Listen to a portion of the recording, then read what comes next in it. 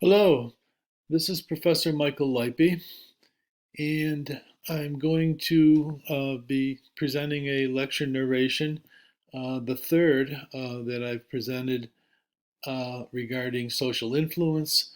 This time we're going to talk about obedience, which is basically following orders, behavior change produced by the commands of authority.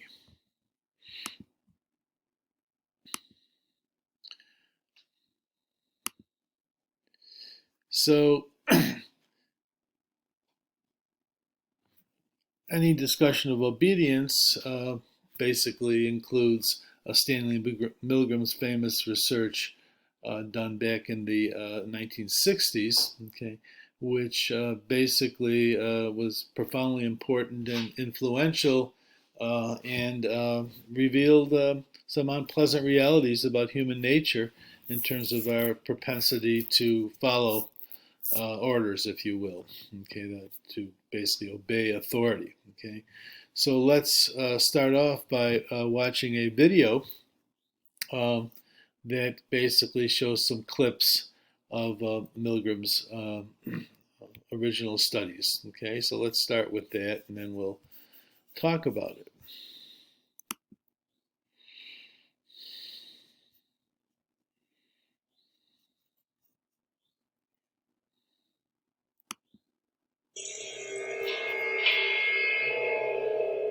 When I learn of incidents such as the massacre of millions of men, women, and children perpetrated by the Nazis in World War II, how is it possible, I ask myself, that ordinary people, who are courteous and decent in everyday life, can act callously, inhumanely, without any limitations of conscience?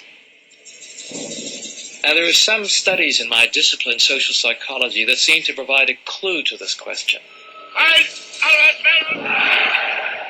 The problem I wanted to study was a little different. It went a little bit further. It was the issue of authority. Under what conditions would a person obey authority who commanded actions that went against conscience? These are exactly the questions that I wanted to investigate at Yale University. It is May 1962. An experiment is being conducted in the Elegant Interaction Laboratory at Yale University. The subjects are 40 males between the ages of 20 and 50 residing in the greater New Haven area. Psychologists have developed several theories to explain how people learn. One theory is that people learn things correctly whenever they get punished for making a mistake. 40 years later, Milgram's infamous experiment, obedience, is still taught in classrooms around the world. Would you open those and tell me which of you is which, please? Teacher. Learn. All right, now the next thing we'll have to do is set the learner up so that he can get some sort of punishment. What inspired Milgram, I would say there were a number of factors. One of them is he was very ambitious. He wanted to make a mark in social psychology. And he wanted, as he wrote to one friend, he wanted to come up with the boldest experiment that he could think of. Would you roll up your right sleeve, please? This electrode is connected to the shock generator in the next room. And this electrode paste is to provide a good contact to avoid any blister or burn. Do you have any questions now before we go into the next room? About 2 years ago, I was at the Veterans Hospital in West Haven. And while there, they detected a heart condition. There's nothing serious, but as long as I'm having these shocks, how strong are they? How dangerous are they? Well, no, although they may be painful, they're not dangerous. Anything else? No, that's all. All right, teacher, would you take the test and be seated in front of the shock generator, please, in the next room? But the experiment was rigged. The victim was an accomplice of the experiment. The victim, according to plan, provided many wrong answers. His verbal responses were standardized on tape, and each protest was coordinated to a particular voltage level on the shock generator. Now, as teacher, you were seated in front of this impressive-looking instrument, the shock generator. Its essential feature is a line of switches that goes from 15 volts to 450 volts, and a set of verbal designations that goes from slight shock to moderate shock, strong shock, very strong shock, intense shock, extreme intensity shock, and finally XXX, danger severe shock. Your job, the experimenter explains to you, is a word pair test. If he gets each answer correctly, fine, you move on to the next pair. But if he makes a mistake, you are instructed to give him an electric shock, starting with 15 volts. And increase the shock 1 step on each error. Incorrect. You'll now get a shock of 105. Hard hit. Just how far can you go on this thing? As far as is necessary. What do you mean as far as is that? Milgram was very much aware that obedience is a necessary ingredient for society to function. But he focused on the darker side of obedience. Incorrect. 150 volts. Sad face. Wait a minute. That's all. Get me out of here. I told you I had heart trouble. My heart's starting to bother me now. It's absolutely essential that you continue. You got no other choice, teacher. Oh, I have a lot of choices. My number one choice is that I wouldn't go on if I thought he was being harmed. Now this man makes disobedience seem a very rational and simple deed. Now other subjects respond quite differently to the experimenter's authority. Wrong. It's hair. 75 volts, Jim. You don't know. Please continue. Some psychologists were troubled by the ethics of it. Many, if not most subjects, found it a highly stressful, conflicted experience. People are stammering, stuttering, laughing hysterically and inappropriately. 150 volts. Experiment. That's all. Get me out of here. I told you I had heart trouble. My heart's starting to bother me now. Get me out of here, please. Let me out of here. You have no right to keep me here. Let me out. Let me out of here. Let me out. Continue, please. Let me out of here. My heart's bothering me. Let Go me on. out. Let me out. Clearly, when we say people went to the top of the shock board, it wasn't like they were going blithely, sadistically. People went stop and go, stop and go. They were in a state of conflict, which was created a tremendous amount of stress. Wrong. I want the 180 volts. Please continue, teacher. 180 volts. I can't stand the pain. Let me out of here. Stand it. I'm not going to kill that man there. According to Milgram, one of the things that's a prerequisite for carrying out acts that are evil is to shed responsibility from your shoulders and hand it over to the person in charge. I mean, who's going to take the responsibility if anything happens to that gentleman? I'm responsible for anything that happens here. Continue, please. All right, next one, slow. He didn't hold any gun to anybody's head. Just the fact that he conveyed a sense of authority. Roughly 60-65% of the people went all the way to the top of the shock board. 450 volts. That's it. Now continue using the last switch on the board, please. The 450 switch for each wrong answer. Continue, please. I'm not getting no answer. Don't the man's health mean anything? Whether the learner likes it or not, we must... But he might be dead in there.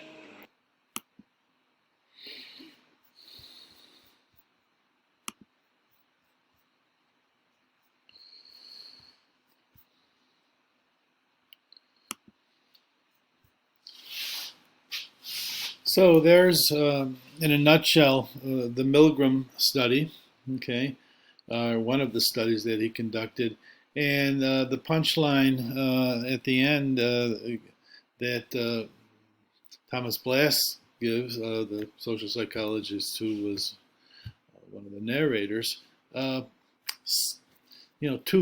of the participants went all the way. Let's look a little bit more, went all the way in terms of shocking the learner, okay, up to 450 volts.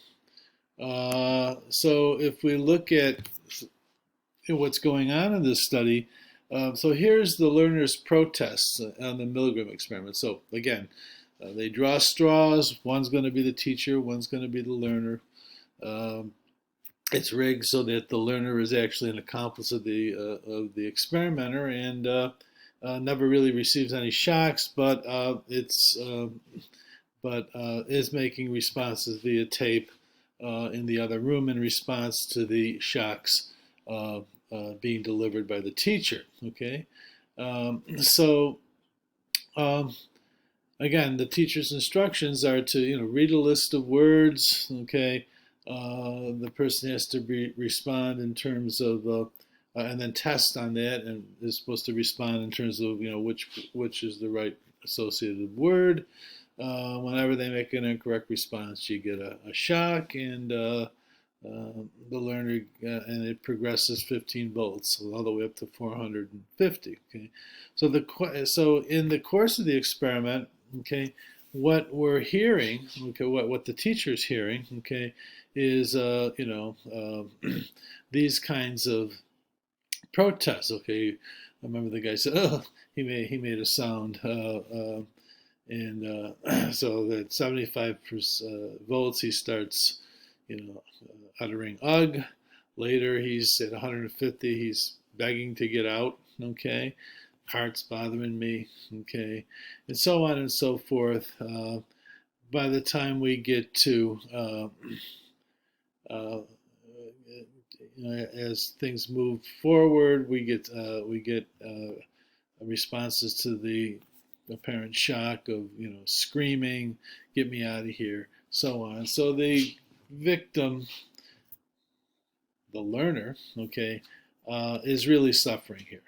Okay, and the question is, after 330 volts, no response. The experimenter explains, well, no response after a certain amount of time may be considered a wrong answer. Please continue, delivering the shocks in increments of 15 volts. Okay, so the basic, so you get the picture of the paradigm of the setting that the teacher finds himself in.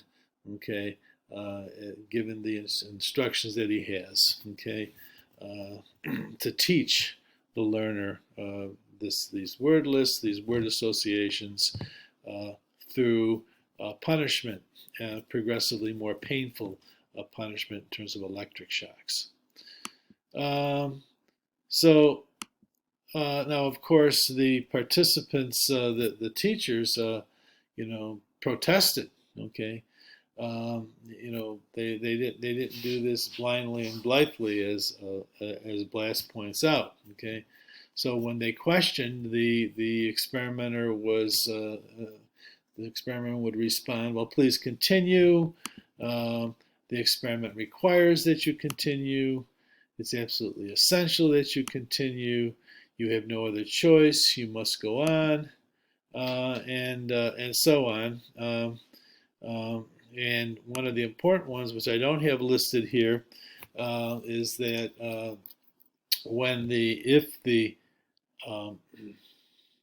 if the teacher said, "Well, I'm not going to be responsible for what happens to this poor guy," okay, and the experimenter's response would be, "I'm responsible, okay, not you."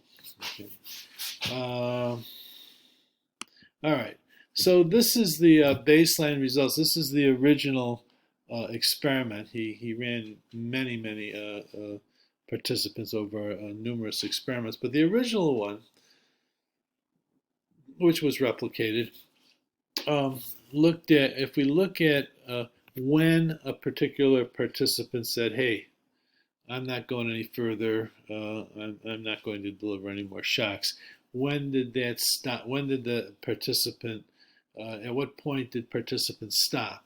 Well, we see that, everybody went to at least 300 votes, okay?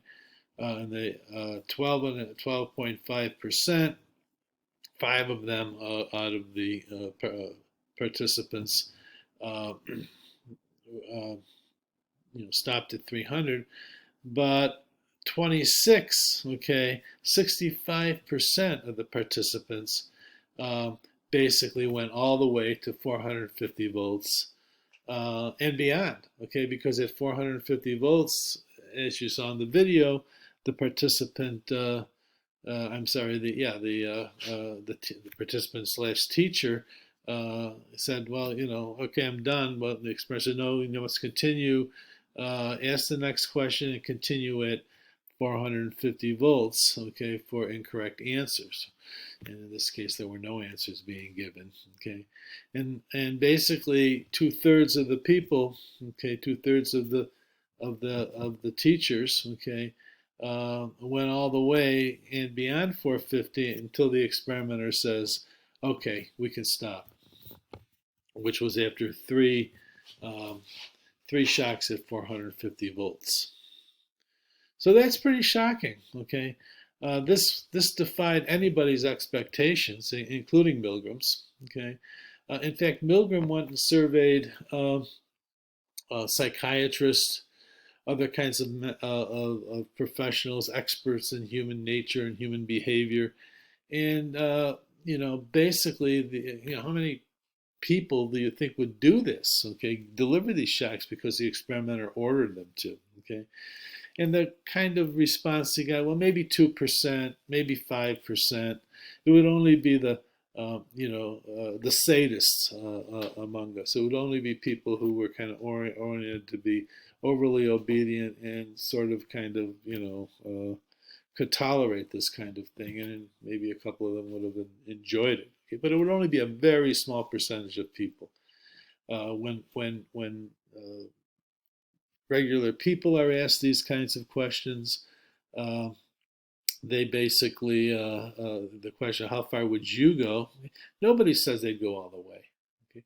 The average person says, I might go to 150 volts. Okay, but I never would go all the way. I would tell the experiment, I'm done with this. Okay, but as we can see, the reality is that in this situation, people do this, will in fact obey to extreme lengths. Okay, so, and by the way, what we're seeing here is we'll talk about this a little on the side here. This is the fundamental attribution error. You imagine yourself in this situation. Okay, you wouldn't do it. Okay, but you underestimate the profound power. Okay, of a situation like this, of an obedience to authority kinds of situation, okay? And everybody does. They can't see themselves responding this way. They don't appreciate how powerful the situation really was, okay?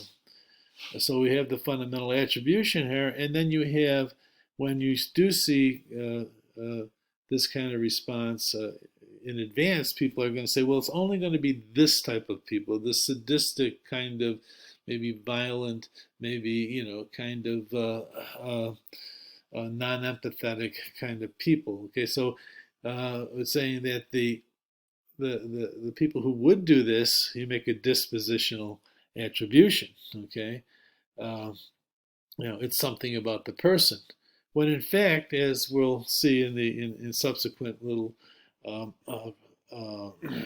charts, okay, it was really, people from all walks of life, okay, were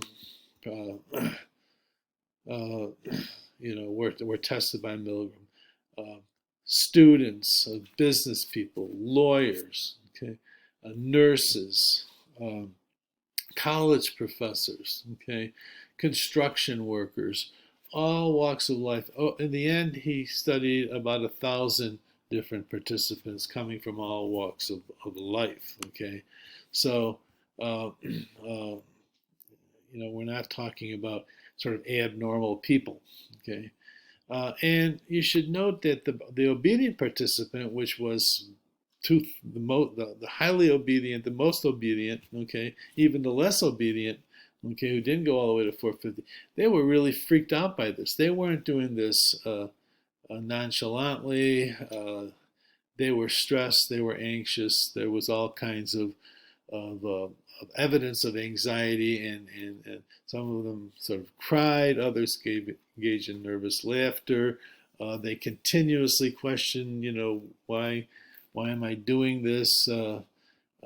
Really freaked out. In fact, that's the ethical issue with this study, right? Okay, it's the learners, the teachers, the true subjects, okay, the psychological distress that they were put under, okay. Milgram did follow up his participants, and most of them responded in terms of recollecting what had happened, that they were really freaked out. They didn't show, virtually none showed any lasting sort of psychological harm, and all felt that they learned a lot about human nature and themselves from the experience, but none of them said that they would do that again. Okay, go through that kind of thing again. It was a freaked out kind of situation for a human being to be in. Okay. Indeed, we know that a control group where there were no ongoing instructions or pressure to continue, okay, you find people stopping in the control condition very, very early, maybe after 75, 100, 150 volts, but no one in the control group ever did not. Everybody in the control condition where there's no experimenter there and so on continued much beyond that. Okay? And as we see, virtually all participants were tormented by the experience. Okay. By the way, the original study included all men. It was extended to women in later studies. There are no gender differences. Indeed, as I've pointed out, Milgram's participants were almost all normal people from all walks of life. Okay. And his findings have been replicated across the board, including in this century, if you will, studies that have been done mainly in Europe. Okay, it has been difficult to do replications in the United States.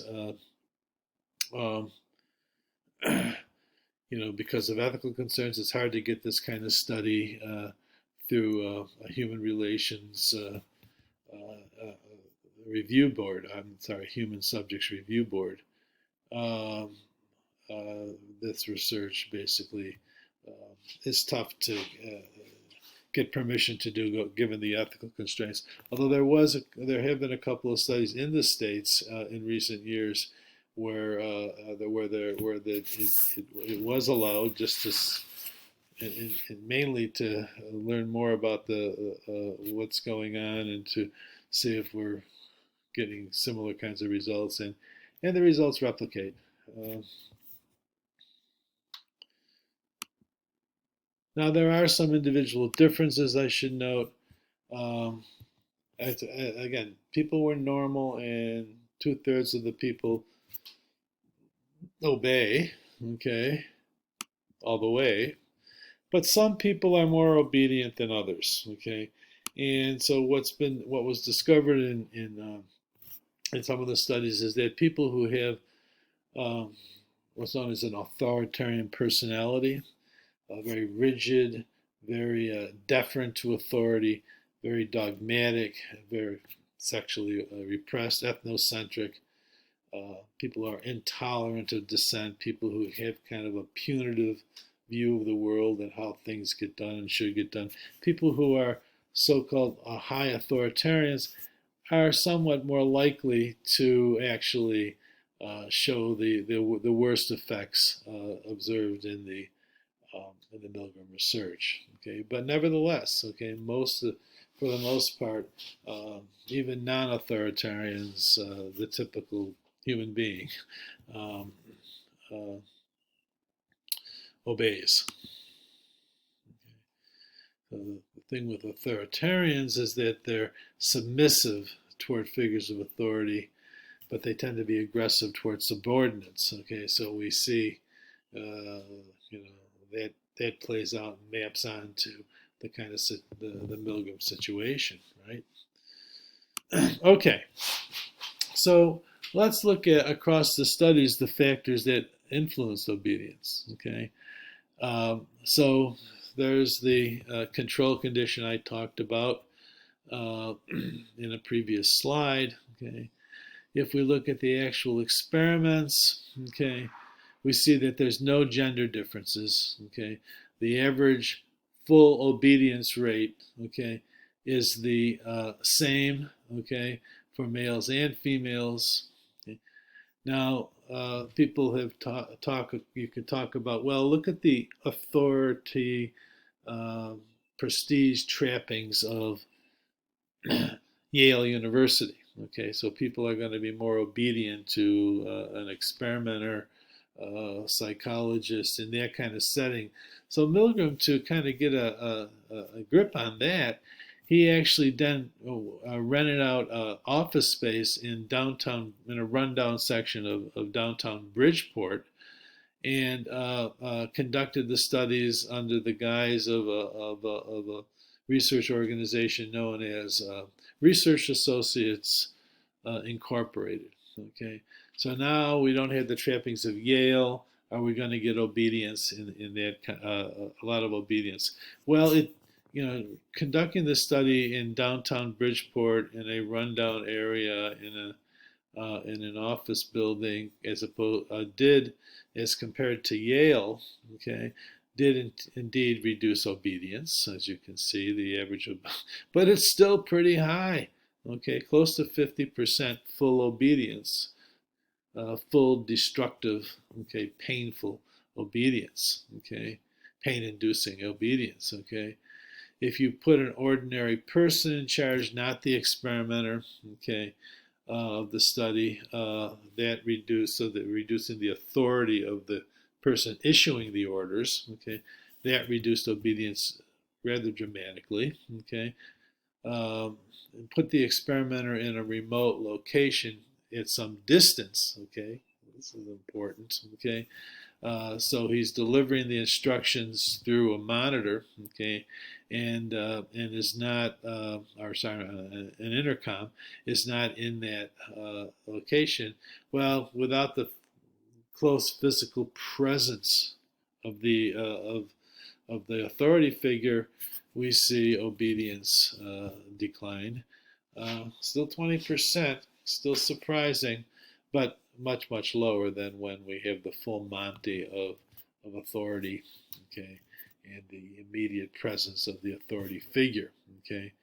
When you put the victim in the same room as a participant, so now the distance situation is you're close to your victim, okay, we get some reduction in obedience. In this particular study, okay, in this case, so the shock generators, right there, okay, I'm sorry, the victim, the learners right there in the room and going through these painful kinds of agonized responses in full view of the teacher, okay. So when you can, shall we say, feel the pain, okay, of the learner, okay, that does reduce obedience, but it doesn't eliminate it for sure, okay. We still have a lot of it.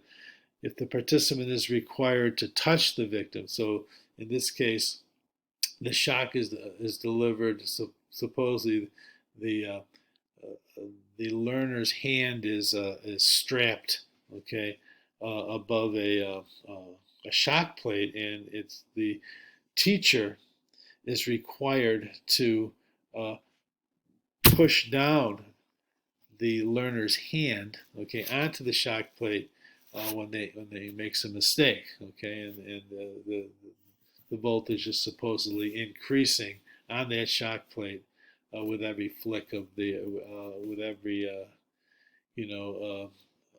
incorrect answer, a switch is flicked. So even when you had to actually impose the pain yourself as a teacher, we still get 30% of the participants fully obeying and doing the command to basically punish this person with increasingly intense pain. Okay, when you get a rebellion, remember we're talking about conformity. Okay, I'm sorry, conformity and other kinds of responses. Okay, if you have an ally in dissent, if you will. Okay, so if there's a model, if you've watched, okay, other other apparent participants who are really Confederates, okay, you see the rebellion and the refusal to continue of other apparent participants.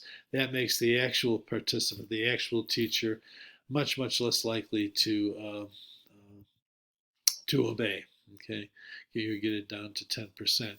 So you can see these factors, okay, all having to do with mainly with the how immediate the presence of the teacher of the experimenter is, the authority figure, okay, and the presence of the victim. Okay, so we move obedience back and forth. Okay, based on basically just how powerful the authority figure is in terms of immediacy and how clear the the level of pain being experienced by the participant is. Okay. So important factors that influence obedience. Okay. Well, the physical presence and apparent legitimacy of the authority figure, as we see in the preceding slide. Okay. And the legitimacy issue basically, or the legitimacy factor basically revolves around what Milgram calls the obedience habit. Okay, and as we saw when we were talking about the heuristics involved in social influence, authority is a trigger. Okay, we are early on taught to obey authority. Okay, and had much experience obeying authority. Okay, it may partly be in our genes. Clearly, doing what the leader said in troubling times may have been life-saving and helped preserve those obedient genes, if you will. But basically, in our culture, obedience becomes it becomes very well learned. Okay, and it becomes a habit. Okay, because something we do heuristically, as we saw previously. Okay, so that authority figures, police officers, clergymen, parents, teachers, okay, experts. We're taught to basically obey authority. Okay, and the evidence that this is an authority figure telling us what to do. Okay, is a trigger for us to basically respond in an obedient kind of manner. Okay, now most of the time this is really, really functional. It makes sense to obey authority. Okay, but the obedience habit can go too far, and we may be obeying in situations where we should be disobeying. We are not following the authority figure. Okay, sometimes this habit is overextended. Obviously, the victim's proximity, we talked about aspects of the experimental procedure that had to do with, to what extent is the authority figure, okay, basically what kinds of commands are being delivered, but also we can think about the procedure. We put people in this particular case in a really unusual situation that they've never experienced. Okay, so it's a situation where you don't really know what's going on, and it's not something you've ever experienced before, and you're basically leaning toward following instructions because you have no you have no competing kinds of instructions that are being given. Okay, and the critical aspect of the experimental procedure. So we talk about its strangeness. Okay, but we can also talk about when, in this particular case, the experimenter, the responsibility is in the for the victim's welfare lies with the experimenter, lies with the setting of the experimental procedure. So people can feel relieved, it's not really my personal responsibility for what happens to the person. Other people are taking responsibility. Then another aspect of it, okay, is the gradual escalation, okay, that was used. Okay, so it's kind of like the foot in the door. You agree to shock the person 15 volts, then 30, then 45. Okay, you got these small requests, these small orders, okay, that you're obeying. Okay, and it gradually builds up. So, another 15 volts isn't so much different than the previous one. You've become committed to this activity, okay? And so we get this gradual escalation being used, okay? So we might have gotten a lot less obedience if participants were basically said, okay, here's the deal. When the person makes an incorrect answer, shock them 450 volts, okay? Well, that might have produced much less, considerably less obedience, okay?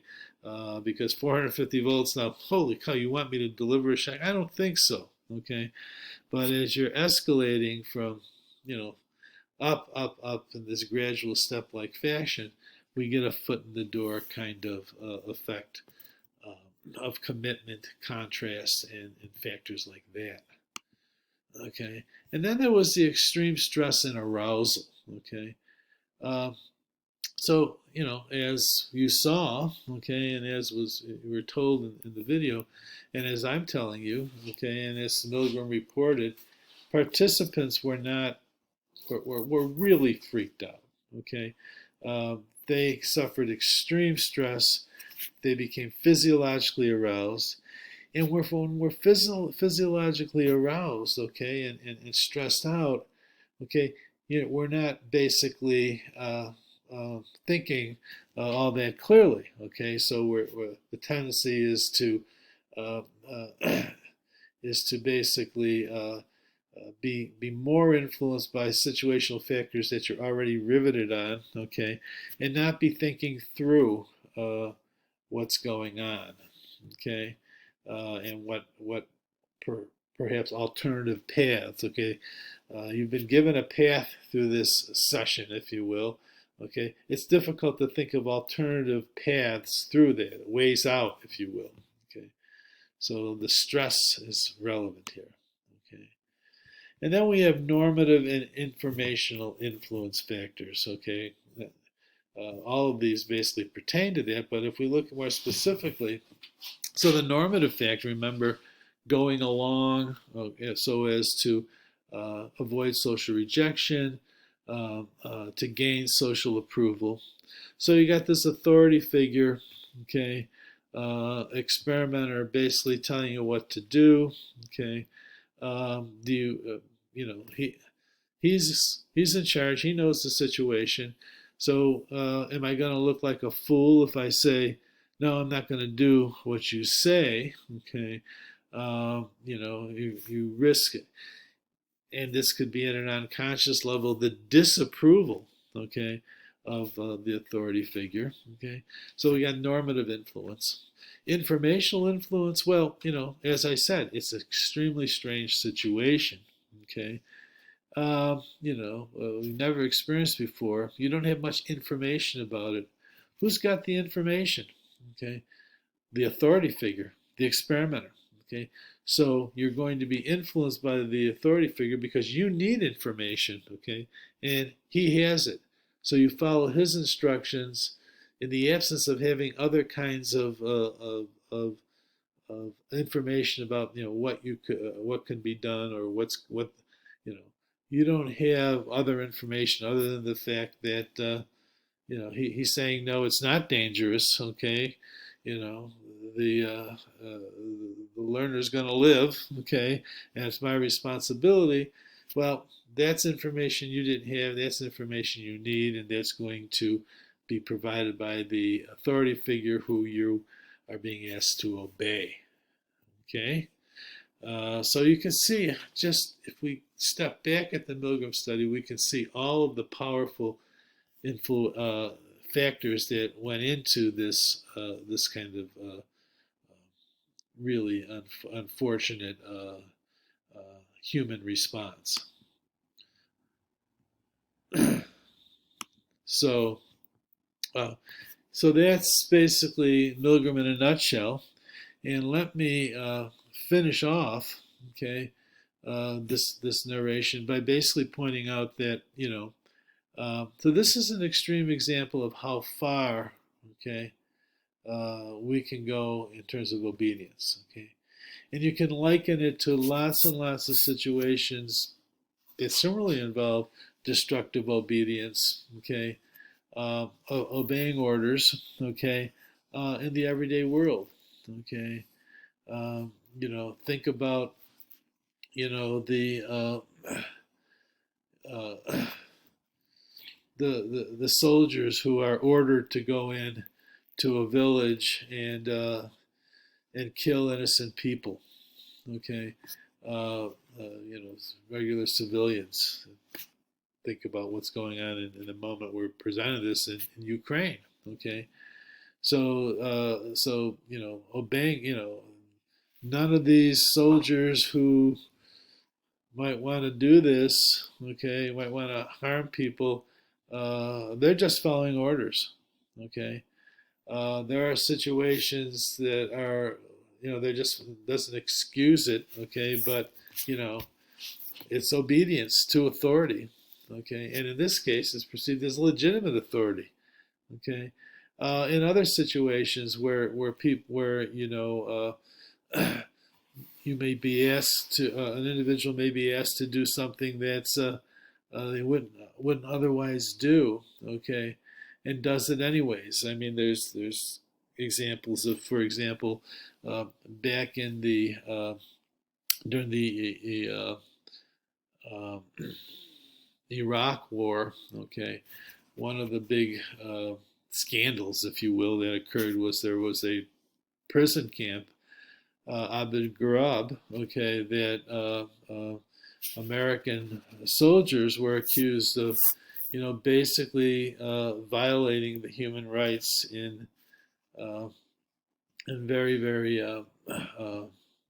negative ways. Okay, so there were certain amounts of shall we say torture or abuse that went on that were that the superiors said to do, okay, but should not have been done, okay. And the question was the subordinates, who engaged in this behavior, was it their responsibility, okay?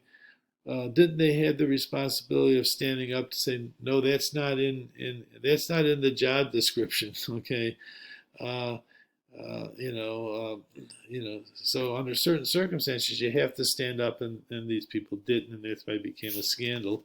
And say no. What you're telling me to do, I won't do. Okay, and here's why. Those are rather extreme examples, but you can see that it happens it happens not infrequently that people are asked to do things, and they do it without thinking, because the obedience habit takes hold, when they should be stepping back and saying, wait a minute, I don't have to do that, I don't have to follow this order. I'll give you a couple of semi-humorous examples before we close out. There was, this isn't a humorous example. This is not a good example.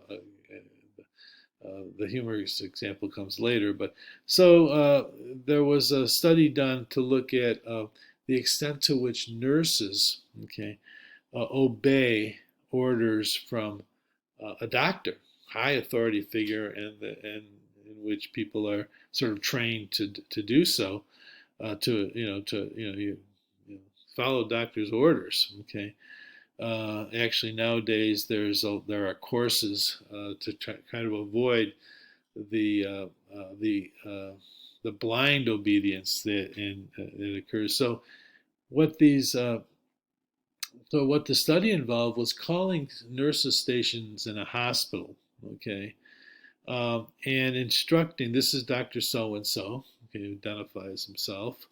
And what I need you to do is to go with patient XYZ in room so-and-so is going to need an injection of this medication in her IV, okay? So please go do it. Now, what the details of the instruction is that you would be given someone, and the nurses knew this, you would be given this person something that could potentially kill them, okay? And it hadn't been in the original prescribed medication, okay? So the question was, what percentage of the time would the nurse at the nurse's station actually go in, okay? Would he go in and actually begin to follow and carry out the physician's orders, okay? And what was found, okay, was that a majority of the nurses, okay, actually obeyed, okay, and gave and went in, and with the intention, of course, they were intercepted at the door, okay, with the intention of giving this deadly medication because the doctor prescribed it. So they were blindly obedient, okay, to authority. Okay, this problem has actually been is addressed nowadays in medical schools and in nursing schools by, talking about the limits of authority and when it's appropriate to question authority. Okay, the humorous example was an anecdotal one in which a nurse, a person was